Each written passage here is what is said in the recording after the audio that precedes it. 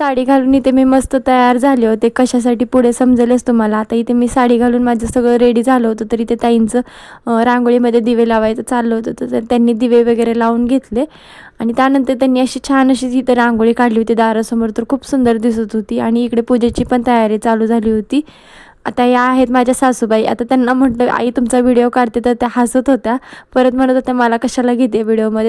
त्यानंतर जो काही तुलसी विवाहासाठी विधी असतो ना, तोच इथे चालू झाला होता. जे पूजा करतात ना ते सगळ्यात मोठे माझे दीर आहेत आणि जे व्हाईट शर्टवाले आहेत ना ते माझे सासरे आहेत. आता आमच्याकडे आहे ना अशा पद्धतीनेच तुलसी विवाह केला जातो.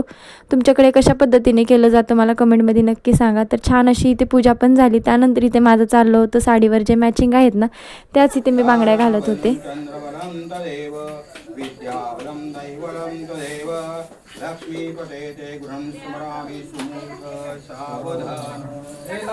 तर अशा पद्धतीने तुलसी विवाह पार पडला. इकडे तुळशीचं लग्न लागलं आणि इकडे फटाकडे उडवायला सुरुवात झाली.